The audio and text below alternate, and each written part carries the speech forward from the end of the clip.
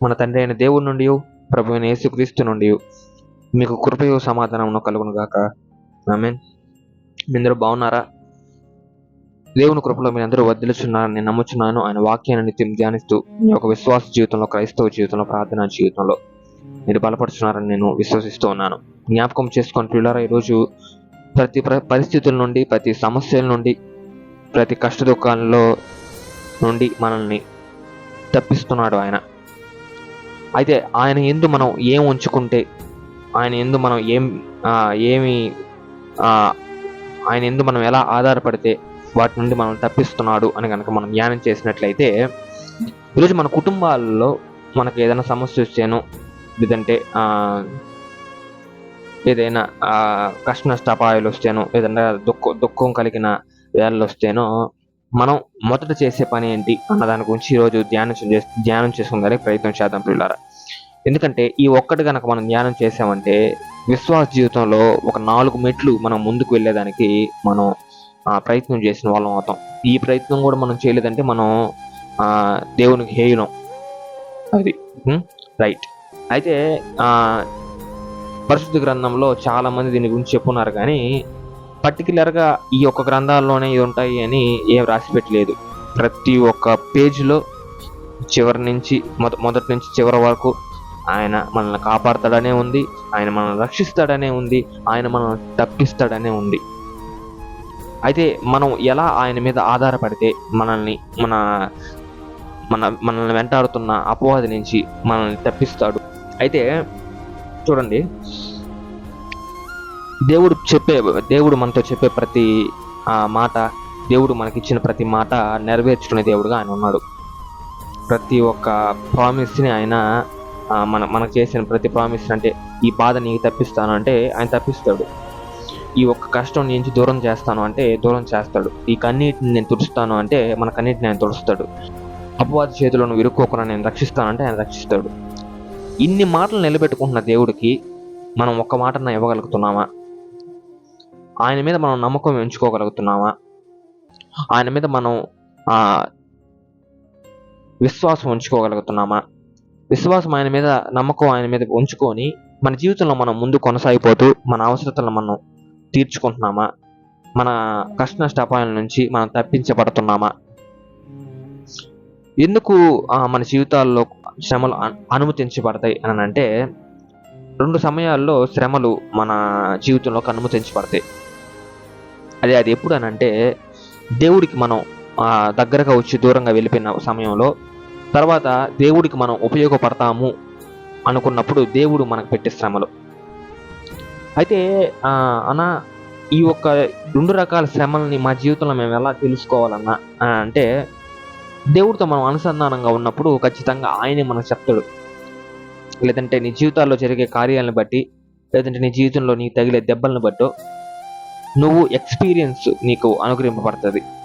అంటే నీకు ఎప్పుడైతే ఇలా జరుగుతుంది అని నువ్వు ఎరగతావో, నువ్వు సేమ్ టైం దేవుణ్ణి కూడా ఎప్పుడైతే ఎరిగి ఉంటావో, ఈ 2 కనెక్ట్ అయినప్పుడు దేవుడు నిన్ను ఎందుకు నీ జీవితంలోకి శ్రమలు అనుమతించబడ్డాయి అన్న ఒక విషయం నీకు అర్థమవుతుంది. అది ఈ 2 రకాల్లో నువ్వు ఏ శ్రమలు నీ జీవితంలో అనుమతించబడుతున్నావో ఈ వాక్యం అయిపోయేటప్పుడు నువ్వు తెలుసుకుంటావు. అది వేరే విషయం. అయితే మనం ఎలా తప్పించబడతాం అని అంటే, శ్రమల్లో నుంచి మన కుటుంబాలు మనం ఎలా తప్పించబడతాం అని అంటే, దేవుడి మీద మనం నమ్మకం ఉంచినప్పుడు, దేవుని పైన మనం విశ్వాసం ఉంచినప్పుడు, దేవుని పైన మనకు కలిగి ఉన్నవన్నీ ఆయన యందు ఉంచి అతిశయపడకుండా ఆయన యందు మనం అతిశయపడినప్పుడు ఈ వాటి నుంచి మనల్ని ఆయన తప్పించేవాడిగా ఉన్నాడు. అయితే మన జీవితంలో మనం ఆయన మీద విశ్వాసం, నమ్మకం పెట్టుకోగలుగుతున్నామా? ధైర్యంగా నా దేవుడు నా వెనకాల ఉన్నాడు,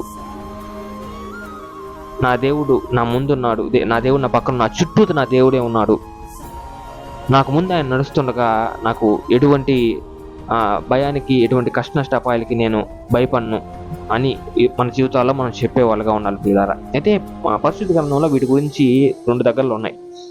2 దగ్గరలో ఒక ఆయన చెప్పిన మాట అయితే ఇంకా బాగుంటది. అయితే అది ఎవరు అని అంటే యిర్మీయా ప్రవక్త.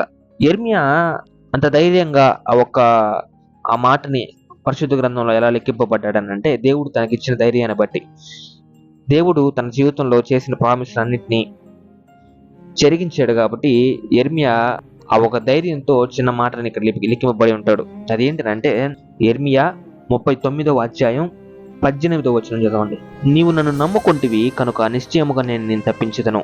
నీవు ఖడ్గము చేత పడవు, దోపుడు సొమ్ము దక్కించుకున్నట్లు నీ ప్రాణమును నీవు దక్కించుకొందువు. ఇదే యెహోవా వాక్కు. ఎంత మంచి మాట చూడండి. ఆయన్ని నమ్ముకున్నాం కాబట్టి ఆయన మనల్ని తప్పించేవాడిగా ఉంటాడంట. నమ్మకం లేకపోతే మన జీవితంలో ఏ కార్యం జరగదు పిల్లరా. విశ్వాసం లేకపోతే మన జీవితంలో ఏ కార్యం కూడా జరగదు.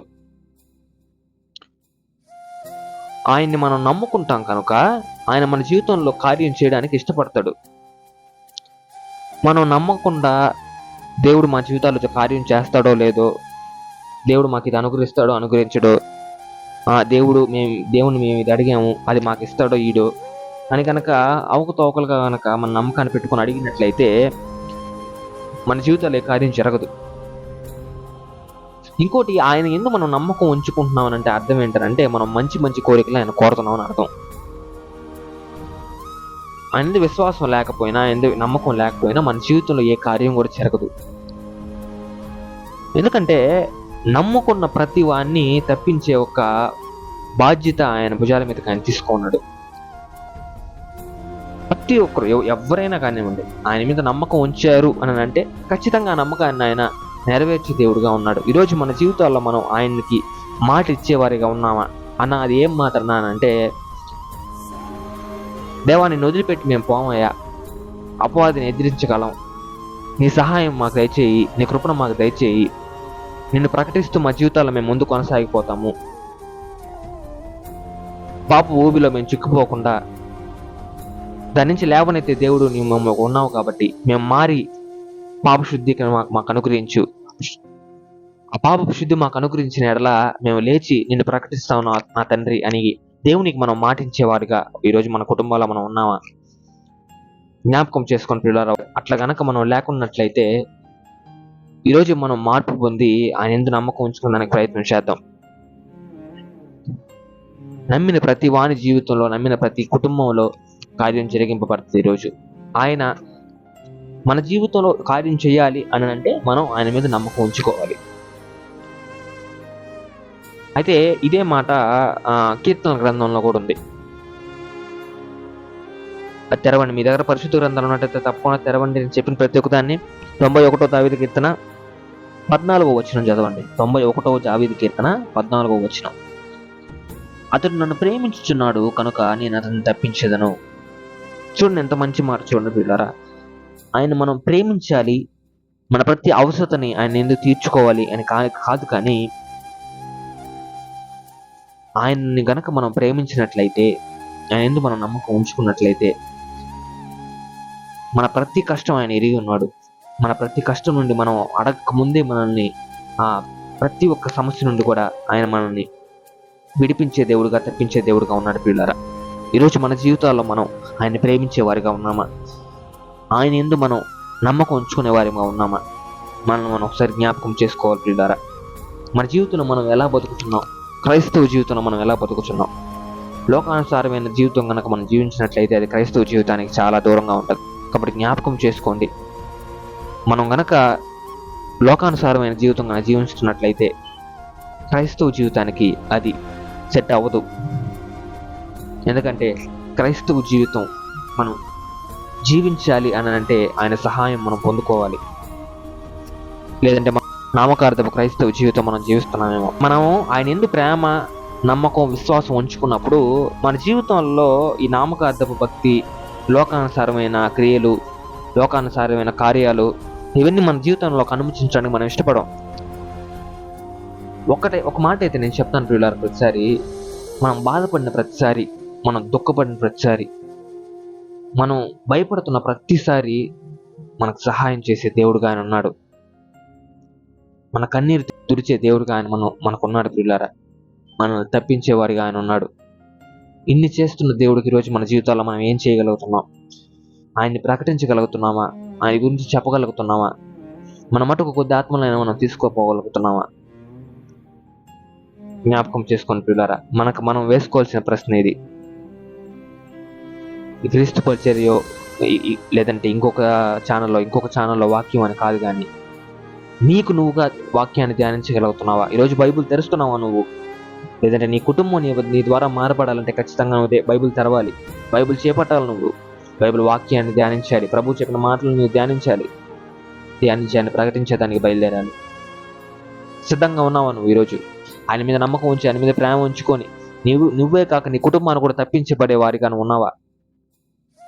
ఖచ్చితంగా తప్పిస్తాడు. సహోదరి సహోదరుడా, ఆయన మీద నమ్మకం ఉంచుకోండి. మీ జీవితాల మీరు ముందుకు కొనసాగిపోయేదానికి ప్రయత్నం చేయండి. ప్రయత్నం చేసినప్పుడు ఆయన ఆశీర్వాదాలు మీ మీద మెండుగా అనుగ్రహింపబడతాయి. ఈ చిన్న వాక్యాన్ని ఆయన దీవించి కాపాడి బలపరచును గాక. మీ కుటుంబాలందరికీ ఆయన తోడయుండి నడిపించును గాక. ఆమేన్. ప్రార్థన. ప్రేమగల మహిమగల మా దేవుడా, మా రక్షక, వేతరములో ఒక మేలును కనికరమును చూపించే దేవుడా, అత్యున్నతుడా, ఉన్నతుడా, అన్నవాడు దేవా, నీకే వందనాలు, స్తుతులు చెల్లించుకుంటున్నాం నా తండ్రి. నిత్యం దేవతల చేత పరిశుద్ధుడు అని పొగడబడు మహాదేవ మహాగరుడా, నీకే స్తుతులు చెల్లించుకుంటున్నాం నా తండ్రి. జ్ఞాపకం చేసుకో నా తండ్రి, మా ప్రియ బిడ్డల్ని, ప్రియ కుటుంబాలను నా తండ్రి. ఈరోజు ఎంతో మంది నా తండ్రి నాయన నీకు దగ్గర అవ్వాలని నా తండ్రి, వాళ్ళ జీవితాల్లో నా తండ్రి వాళ్ళు ప్రయత్నిస్తుండగా నా తండ్రి వాళ్ళకి సహాయం చేయమని, వాళ్ళని చేయిపట్టమని, వాళ్ళని వెన్ను తట్టి నా తండ్రి నువ్వు ధైర్యం చెప్పమని, ప్రతి ఒక్క కష్టం నుండి, ప్రతి ఒక్క అపాయం నుండి, ప్రతి ఒక్క సమస్యల నుండి, ప్రతి ఒక్క ఇబ్బంది నుండి వాళ్ళని తప్పించమని వేడుకుంటున్నాను నా తండ్రి. బిడ్డలు నా తండ్రి నీ ఎందుకు నమ్మకం ఉంచుకొని ఉన్నారు నా తండ్రి. కాబట్టి నా తండ్రి ఆ నమ్మకాన్ని నా తండ్రి వాళ్ళు ఇంకా వాళ్ళ మనసులో బలంగా పెంచుకునేటట్లు వాళ్ళ జీవితంలో కార్యం జరిగించి మనం వేడుకుంటున్నాం నా తండ్రి. నాయన ఈ క్రీస్తు పరిచర్య ఛానల్లో ఎంతో మంది వాళ్ళ ప్రార్థన అవసరతలు మాకు తెలుపుచుండగా నా తండ్రి, నాయన ప్రతి ఒక్క ప్రార్థన అవసరతని నీ పాదాలు చెంది పెట్టి ఉన్నాం నా తండ్రి. నాయన ప్రతి ఒక్కరికి సహాయం చేస్తామని మేము నమ్ముతున్నాం నా తండ్రి. మాకు చాలిన దేవుడు నా తండ్రి, మమ్మల్ని నడిపించే దేవుడు నా తండ్రి. కాబట్టి ప్రతి ఒక్కరిని జ్ఞాపకం చేసుకొని ఆశీర్వదించమని, వాళ్ళ అవసరాలు తీర్చమని, వాళ్ళకి న్యాయమైన కోరికలు తీర్చమని వేడుకుంటున్నాం నా తండ్రి. ఈ క్రీస్తు పరిచర్యలో ఛానల్లో ఉన్న ప్రతి ఒక్క ఆత్మ నీ చేతులకు అప్పగించుకుంటున్నాం నా తండ్రి. మీ యొక్క ఆశీర్వాదాలతో వాళ్ళని నింపమని వేడుకుంటున్నాం నా తండ్రి. ఈరోజు ప్రతి ఒక్క ఇంట్లో నా తండ్రి నీ యొక్క అద్భుత కార్యం జరిగించమని వేడుకుంటున్నాం నా తండ్రి. ఆయన బిడ్డలందరూ నా తండ్రి వాళ్ళ జీవితంలో ఎవరి మీద నమ్మకం ఉంచుకోవాలో వాళ్ళ మీద మాత్రమే నమ్మకం ఉంచుకొని ముందు కొనసాగిపోయేలాగా నీ యొక్క శక్తిని వాళ్ళకు అనుగ్రహించమని ఈ ఛానల్ నీకు అప్పగించుకుంటున్నాం నా తండ్రి. నీ సహాయం చేత ఈ ఛానల్ రిపేర్ రీతులకే నీకు స్తుతులు స్తోత్రాలు చెల్లించుకుంటూ మన ప్రభువైన యేసుక్రీస్తు వారి అత్యున్నతమైన మహిమగల శ్రేష్టమైన నామంలో అడిగి వేడుకొని పొందుకుంటున్నాం మా తండ్రి. Amen. Praise the lord. God bless you.